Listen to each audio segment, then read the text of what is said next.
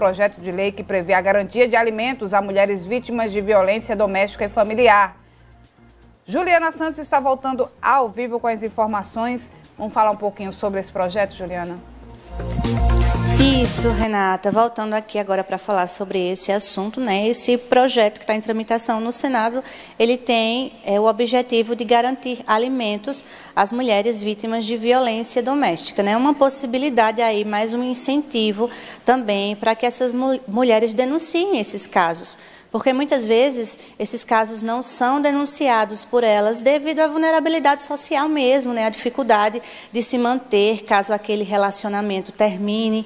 Enfim, esses são alguns dos impasses, né? Que muitas vezes dificultam aí as denúncias de casos de violência contra a mulher. Então, esse projeto está em tramitação no Senado para a gente entender um pouquinho melhor como ele vai funcionar. A Anne Rabelo, advogada civil, trouxe orientações para a gente sobre isso. A gente vai acompanhar a entrevista com ela agora.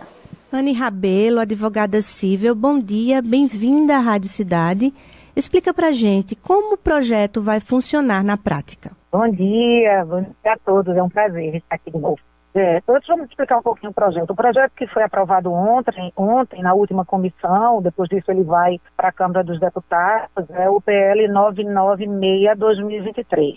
Esse projeto de lei, ele visa realmente fazer uma maior interação entre a Lei Maria da Penha e o CISAM, que é um sistema que visa determinar maiores diretrizes e ou implementar maiores ações que diminuam a situação de fome. Então, o CISAM é um sistema de segurança alimentar e nutricional muito importante. Pois bem, esse projeto, que foi, inclusive, de competência da senadora de Pernambuco, Tereza Leitão, ele foi inicialmente colocado para que houvesse uma modificação na Lei 11.346 do CISAM, para que houvesse a inserção das casas de apoio a mulheres que sofreram de violência para a concessão de cesta básica. Mas houve uma emenda da senadora Zenaide, do Rio Grande do Norte, e foi colocada, a emenda modificou para que fosse implementada a priorização dessas casas de apoio e a determinação de alimentos. Não seria só uma cesta básica, mas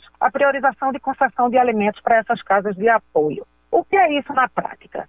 A gente já veio falar aqui sobre violência contra a mulher e uma dessas violências, várias vezes a gente fala, que é a violência física, a violência psicológica e principalmente a violência financeira, monetária. Por quê? Porque muitas dessas mulheres não saem desse lar violento porque dele necessitam para sobreviver. Então, essa priorização para as mulheres na casa de apoio e para as suas descendentes que com ela forem, essa priorização para que seja dado alimentos é um incentivo para que haja, em última instância, e em primeira instância, digo logo, haja diminuição da violência, porque haverá um maior incentivo para que essas mulheres saiam desse lar violento. Anne, essa ação é efetiva? Ela vai ajudar essas mulheres a saírem desse lar violento? Vai, porque uma das atitudes mais importantes para minimizar essa questão da violência contra a mulher, erradicar de uma vez, é a criação de casas de apoio. Porque como você vai denunciar e continuar no mesmo lar do seu agressor? Como você vai pedir uma medida protetiva se essas pessoas não têm nem onde viverem e esse marido não sai, não há uma efetivação dessa medida protetiva? Então, a formação dessas casas de apoio ela é extremamente importante. Se houver essa priorização através desse sistema, que, repito, é muito importante, e segurança alimentar, nutricional, que é o CISAM, que envolve não só as três instâncias do governo, mas também os setores de iniciativa privada, os setores privados governamentais que façam esse trabalho de erradicação da fome. Então, essa priorização da alimentação dessas mulheres que estão nessas casas fará com que o que vier de alimento advindo do CISAM, os programas para erradicação, contemplem essas casas prioritariamente, né? Que venham, que tragam essa possibilidade de saber que ali não faltará alimento para essa mulher que sai de casa sem nada. Qual a importância de um projeto como esse? Como ele vai impactar a vida dessas mulheres?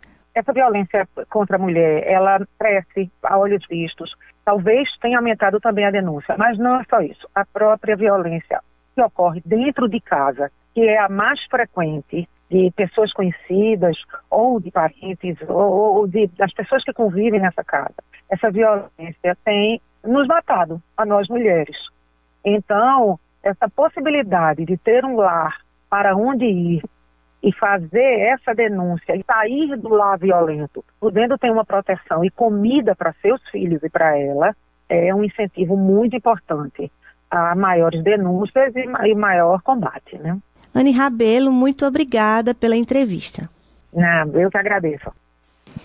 A gente acompanhou agora, né, a entrevista com a advogada civil Anne Rabelo, falando exatamente sobre esse projeto que está tramitando no Senado, que garante, né, a essas mulheres vítimas de violência doméstica e familiar, né, a garantia de alimentos, e também é uma forma aí de incentivar a questão aí das denúncias, né? Muitas vezes essas mulheres não denunciam, como a advogada mesmo disse para a gente, por questões, né, de vulnerabilidade social, não tem aí como se manter, como viver, acham essa parte muito difícil, né, muitas vezes dependem desse homem, desse agressor, então isso é uma forma de incentivo para que essas denúncias sejam realizadas. Inclusive, né, em 2023, por exemplo, né, o governo sancionou também uma lei que garante um auxílio aluguel também para essas mulheres vítimas de violência doméstica e familiar, também como uma forma de incentivo para que essas denúncias sejam feitas. E também, né, em outubro deste ano,